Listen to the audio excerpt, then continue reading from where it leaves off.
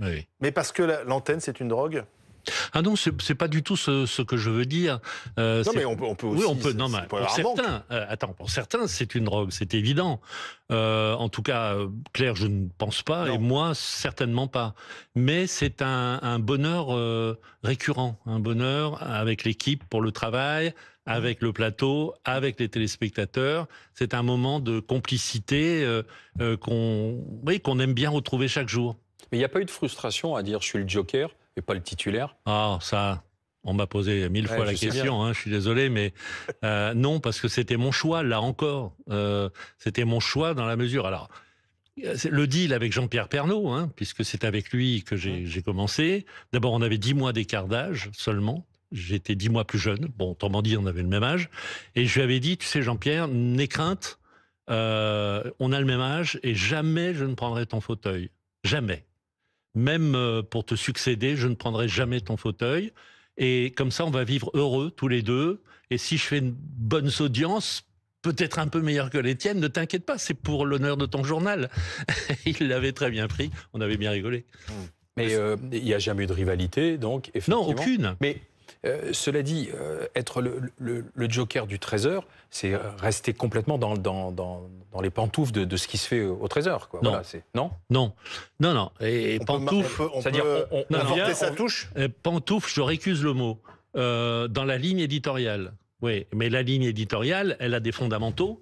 Et puis après, autour, on a une liberté d'être comme on est, d'avoir ses propres passions, c'est un sa métier de propre feignasse. sensibilité. C'est la feignasse, le joker. Mais bien sûr. Oui, Oh bah non, parce qu'il travaillait. non, mais quand je dis... Non, parce qu'il travaillait quasiment autant que Jean-Pierre. J'essaye de lui faire plaisir un À peu. quand côté, même. non, mais à côté, vous avez votre vie tranquille, vous menez votre vie. Non, c'est pas vrai. Non, parce que Jean-Pierre non. Pernaut était souvent absent. Oui, déjà. Et donc, vous étiez souvent à l'antenne, en Oui, fait. absolument. J'étais C'était quoi bien plus souvent, parce qu'on me dit les vacances. Non, il n'y avait pas que les vacances. Et puis, je vous rappelle le Covid, je vous rappelle les problèmes aux yeux de Marie-Sophie, etc., etc. Et puis, on reste au fait de l'actualité tout le temps. Donc, on ne débranche jamais. Mais est-ce qu'on appelle ça un travail ou pas? J'en sais rien. Et puis, j'ai d'autres activités aussi. Alors, c'est aussi toute une carrière de journaliste, parce qu'avant TF1, il y a eu la radio. Ah, Aussi RTL. un homme de radio, au départ. Ah oui, au départ, oui. C'est peut-être, d'ailleurs, on reste un homme de radio quand on a commencé la radio. Oui, ça reste à vie. La radio, c'est tellement intime, on parle à l'oreille des auditeurs, c'est tellement, comment dirais-je, complice, c'est tellement le poids des mots, plus que le choc des photos d'ailleurs, le poids des mots, c'est merveilleux. Tout ce qu'on met dans la tête des gens par des mots, par des phrases, etc. J'adore. Et refaire de la radio, ça pourrait. Évidemment, plaire. je n'attends que ça. Vous n'attendez que ça. Ah bah que ça. Ah, 74 ans. Vous savez ici Ah, et que alors dans le groupe, il y a des radios. Hein. Non, mais il y a RMC notamment. Oui. Il y a BFM Jacques, Business. il connaît. oui, je connais. Oui. On peut transmettre un CV. Bon, d'accord, je te le laisse en partant. Non, mais la radio, c'est magique, c'est magique. Et puis en plus, je boucle la boucle.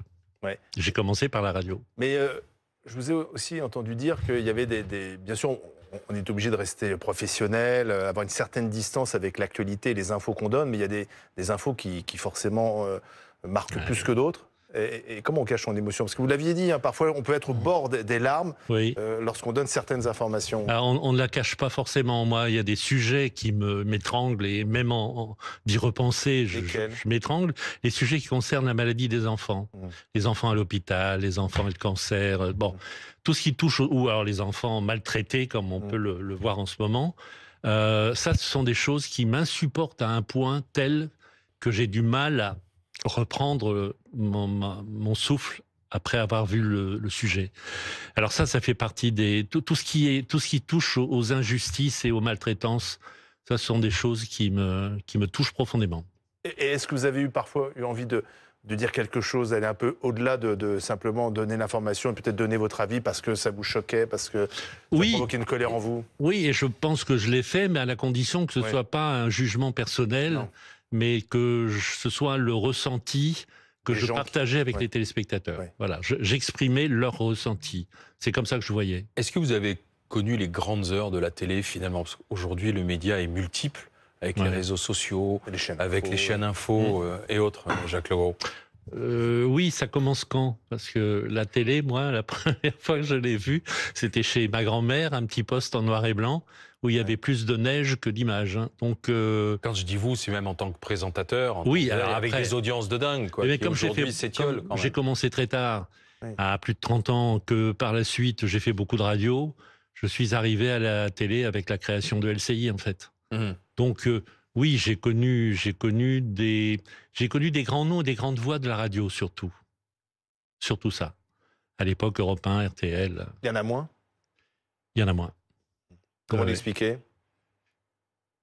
Parce que on assiste à un rajeunissement des équipes de rédaction, déjà. Et je pense que pour devenir, je me souviens des grandes voix d'Europe 1, etc., des noms qui marquaient, il faut déjà beaucoup d'années. Et aujourd'hui, je pense qu'il n'y a plus beaucoup de vieux comme moi dans les médias Il parce faut de la que bouteille. je trouve que c'est dommage parce que il faut de la bouteille pour parler sereinement des choses, avec du recul, une culture, mais Il y a moins de culture générale aujourd'hui. et en même temps, on a une mission de transmission. Il y a aussi, moins de culture générale, Jacques Ah Legros, oui, aujourd'hui. oui. Et Donc il y a un pas abaissement scolaire, du hein. niveau, quoi. Un appétit pour tout ce qui se passe dans le monde, une Qui est curiosité. Pourtant, la base quand même de ce métier, d'être Oui, curieux. la curiosité, c'est la définition du journalisme, hein. C'est être curieux de tout. Vous avez travaillé sur une chaîne info, mais aujourd'hui, vous seriez un jeune journaliste. Oui. Sur quelle chaîne vous auriez envie d'aller? Attention à ce que vous allez dire. Vous excluez les chaînes de avec- votre groupe. Alors, avec qui je me mets mal? Non, on exclut Non, vous excluez on exclut LCI, voilà, par votre exemple. employeur, LCI. Oh, Voilà. bah, BFM, évidemment. Mais aujourd'hui, qui est le meilleur présentateur JT ou présentateur? Ah, JT. Ouais. Qui a Ah, ce que je- vous disiez, moi, je pense cet que- aplomb, cette culture. Non, mais parmi les gens qui ont beaucoup de bouteilles, Jean-Gilles Boulot, bon, bref, je pense que Jean-Baptiste Boursier a un très très bel avenir. Bah, vous le connaissez bien. Qui Il était est à resté BFM, des années voilà, chez bien nous, entendu. effectivement. Voilà, ouais, bien exactement. sûr. Anne-Claire Coudray, mais elle fait partie déjà des Oui, présentateurs très seniors. Très installé, Bon, oui. mais parmi les jeunes, puisque c'était ça la question, je crois beaucoup à Jean-Baptiste Boursier. Ouais. Et vous avez présenté le 13h. Nous, on va passer sur la 13 bientôt. Ouais. Il y a le... Ça va nous porter bonheur. Oui, bien sûr. Tout ce qui est 13 porte bonheur. C'est sûr. C'est certain. Est-ce que parfois ça vous a manqué de ne pas donner votre avis? Parce que de toute façon, le présentateur d'un journal télévisé a un rôle plus neutre, en tout cas doit s'effacer devant l'information, et c'est pas péjoratif de ma part, mais est-ce que ça vous a pas manqué de temps en temps Vous l'avez fait d'être Oh, capable bah, de donner votre ça avis? démange. Non, mais ça démange Ça parfois. démange. Parfois, on est devant un tel constat d'injustice, etc., que oui, ça démange. Jean-Pierre Pernaut le Oui, il le faisait faisait. de temps en temps. Il le faisait. Mais c'était sa marque de fabrique. C'était sa C'était marque pas de la fabrique. mienne. Oui. Donc j'étais plus neutre par rapport à lui. Mais évidemment que ça démange, comme dans la vie, hein. On est journaliste, certes, donc neutre, mais on est aussi citoyen. Bien sûr. On est père, on est mari, on est employé. Donc pour ces sujets-là, oui, effectivement, par moment, on serre les poings. On sait que l'information en tant que journaliste, ça a été votre passion. Il y en a une autre aussi qui vous a guidé dans la vie. On a une image, justement, Jacques Legros, de vous. Voilà, au milieu des vignes. Oui. Ça date de quand, cette passion du vin? Est-ce qu'elle est toujours là? Ah bah elle est toujours là, oui, j'ai toujours un pied dans le vin, la vigne et les vignobles. Moi, je suis du Pas-de-Calais, du pays de la bière. Quand je raconte aux enfants qu'à la cantine, à l'école primaire, on buvait de la bière, et ils sont sidérés. Mais comment?